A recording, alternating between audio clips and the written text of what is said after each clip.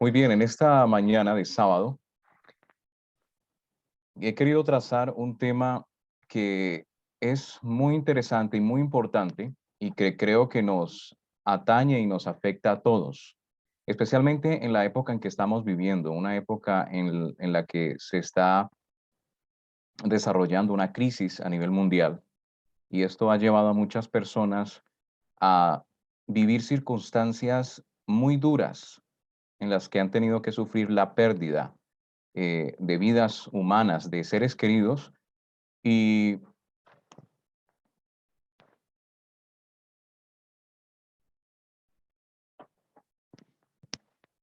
y no solamente de seres queridos, sino también de pérdidas monetarias, económicas. Así que he querido trazar el tema sobre el mal y el sufrimiento que existe en el mundo en relación con la bondad y la existencia de Dios. Eso es lo que los filósofos llaman el problema del mal.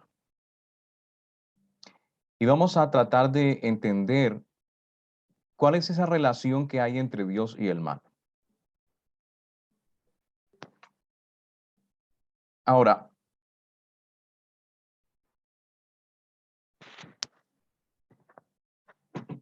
muchos siglos antes, en la antigüedad, un filósofo griego desarrolló, precisamente basándose en la observación del mal y el sufrimiento que había en su mundo, un argumento que pretendía refutar la existencia de Dios.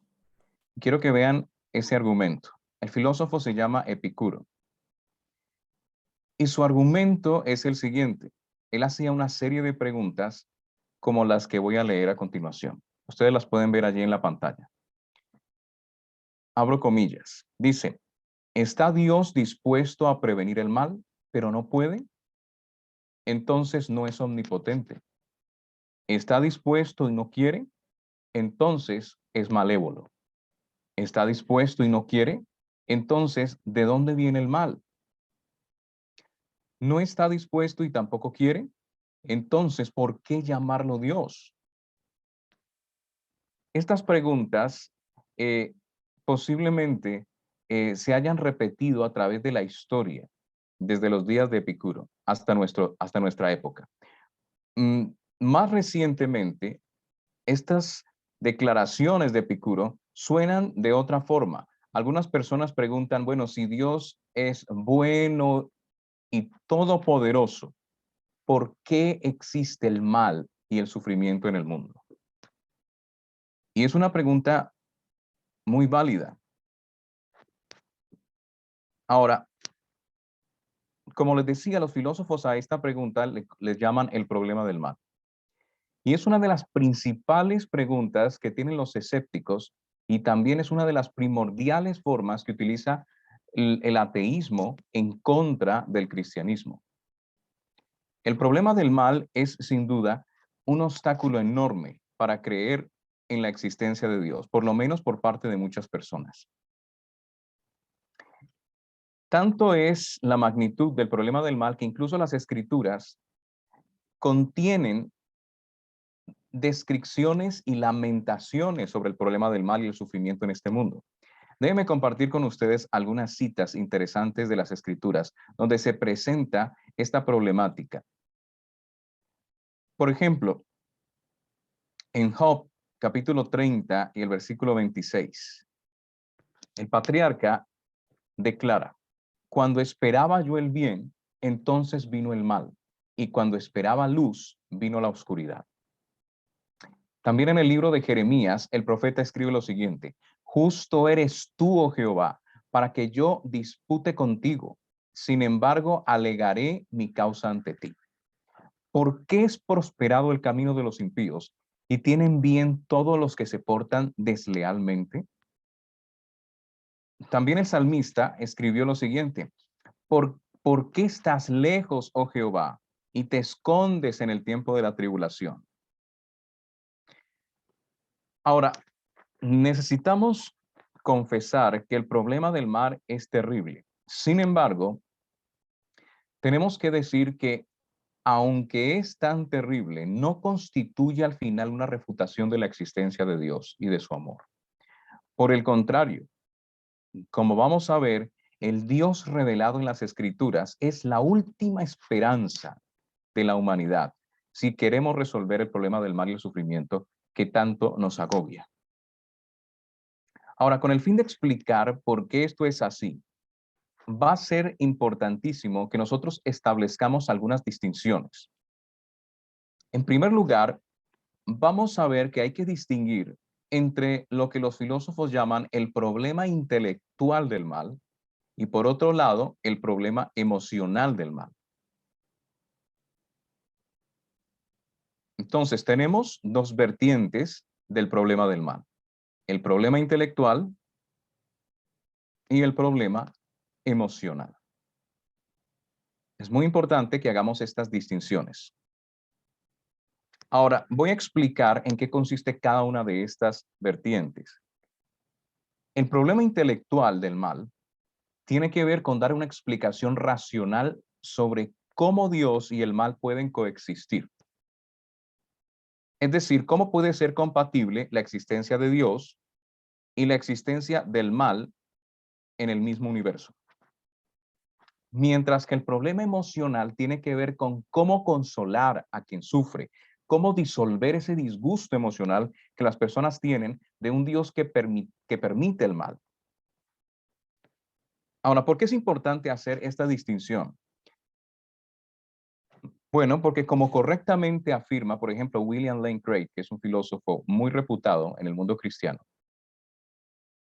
hay que hacer esta distinción porque la solución al problema intelectual puede parecer algo indiferente, tal vez incómoda, tal vez seca para alguien que está sufriendo, mientras que la solución al problema emocional le parecería a una persona que no está sufriendo, pero tiene ciertos obstáculos intelectuales con respecto a la existencia del mal y de Dios en el mundo. A esa persona le puede parecer el problema emocional del mal algo superficial y algo deficiente como una explicación.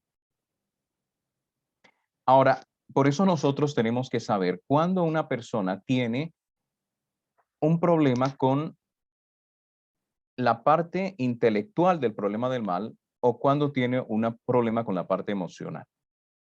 Porque cada una de estas vertientes tiene una respuesta diferente. Es decir, nosotros vamos a abordar el tema de manera diferente. Cuando una persona dice, por ejemplo, bueno, Dios no puede existir, o Dios no puede ser todopoderoso, o Dios no puede ser bueno porque mire todo el mal que existe, miren todas las personas que están muriendo en el mundo. Nosotros tenemos que hacerle la pregunta, bueno, ¿qué es lo que tú tratas de decir? Tú tratas de decir que es imposible que Dios y el mal coexistan, o, o sencillamente te sientes disgustado por Dios por la forma en que permite el mal en el mundo. O sea, hay que hacer esas distinciones porque las respuestas y las actitudes que nosotros vamos a tomar van a ser distintas. Entonces, por eso es importante tener claridad en los conceptos. Muy bien, entonces, teniendo en cuenta esta distinción que acabo de hacer, vamos a pasar entonces primero a analizar el problema intelectual del mal. Es decir, vamos a mirar esta primera faceta del problema del mal, el problema intelectual. Ahora, resulta que dentro del problema intelectual del mal, también hay dos vertientes. Está por un lado la versión lógica del problema del mal y está la versión probabilística.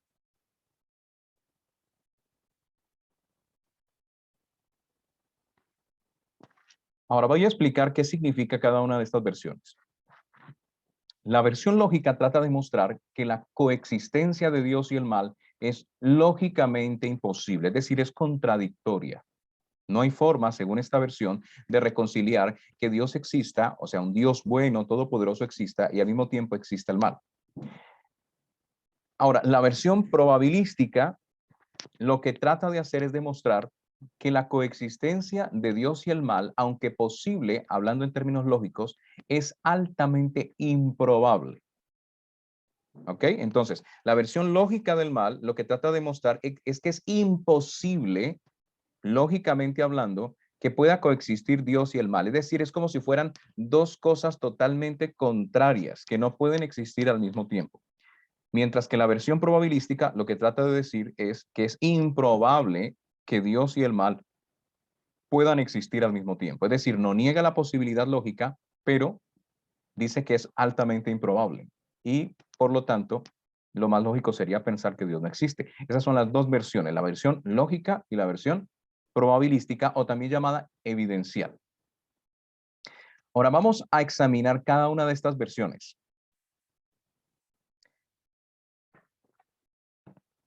Vamos a empezar entonces con el problema lógico del mal, la versión lógica. La versión lógica, recuerden que es la que pretende que es una contradicción lógica decir que Dios y el mal pueden coexistir. Ahora, el filósofo Alvin Plantinga es el que más detalladamente ha tratado con esta versión del problema del mal. Él escribió un libro famoso en la academia. Aquí tienen a Alvin Plantinga, es un filósofo muy destacado, esteísta cristiano, y él escribió este libro, Dios, la libertad y el mal. Ahora, en su libro, Plantinga distinguió entre lo que él llama una defensa de Dios y una teodicea. Ahora, déjenme explicarles qué significa esto de defensa y teodicea dentro del contexto del problema del mal. ¿Qué significa eso de una teodicea? ¿Qué significa esto de una defensa? Bueno, aquí vamos a ver algunas definiciones importantes. Una teodicea lo que pretende es explicar por qué Dios realmente permite los males en el mundo. En contraste, una defensa no pretende dar tal explicación, sino que busca meramente mostrar que los oponentes o los ateos no han logrado probar su caso de que el mal es incompatible con la existencia de Dios. Es decir, una defensa busca meramente socavar el caso del ateo. No trata de explicar por qué existen los males en el mundo. Mientras que una defensa, lo que hace es decantarse por un enfoque más modesto, porque lo que busca es justificar a Dios dando razones que son posibles, pero no necesariamente reales, pero son posibles. Y de esta manera muestra que la posición del ateo no se sostiene. Entonces, la defensa, cuando se hace una defensa, la defensa tiene una ventaja y es que le permite a la persona demostrar la inconsistencia de un cuestionamiento sin tener que asumir la carga de presentar una argumentación sólida donde muestre las razones específicas y reales que Dios pueda tener para permitir el mal en determinadas circunstancias. Ahora, lo que vamos a hacer aquí es condensar estas dos formas de abordar el tema del mal, especialmente aquí en la versión lógica y en la versión probabilística también. Entonces vamos a ver cuál es la defensa que propone Alvin Plantinga y otros filósofos, y vamos a ver una teodicea también basada en la escritura. Vamos a ver que la escritura tiene mucho que decir sobre este asunto del problema del mal, y aunque muchos asumen que la Biblia no explica mucho esto, realmente, aunque no lo hace de manera explícita, sí encontramos en la Biblia pasajes que nos muestran principios y directrices que nos ayudan a entender cómo es que puede existir Dios y el mal, y cómo es que Dios va a solucionar todo este asunto, o cómo lo está solucionando. Entonces vamos a enfocarnos ahora sí a la versión lógica del mal. Recordemos nuevamente, ¿en qué consiste la versión lógica? La versión lógica es simplemente la propuesta de que es lógicamente imposible que Dios y el mal puedan existir al mismo tiempo. O sea, según esto, si Dios existe, entonces el mal no puede existir. Y si el mal existe, entonces Dios no puede existir. Ahora, según ellos, dado que el mal existe, porque ellos dicen no podemos negar la existencia del mal, miren todo lo que está pasando en el mundo, entonces ellos concluyen que Dios no puede existir. Por lo menos no un Dios con las características como las presenta el cristianismo o el teísmo cristiano. Ahora, ¿cómo respondemos a esto? ¿Realmente la existencia del mal socava la existencia de Dios? ¿Niega la existencia de Dios? Bueno, vamos a ver que la respuesta no es como la pretenden los escépticos y los ateos. La clave para entender este argumento es la afirmación del ateo de que es imposible, noten, ellos dicen que es imposible, es decir, no hay posibilidad alguna. Dice, es imposible que Dios y el mal existan al mismo tiempo. El ateo afirma que las dos afirmaciones, es decir que Dios existe y decir que el mal existe, son lógicamente incompatibles. Entonces vamos a ver las dos propuestas, mejor dicho, las dos premisas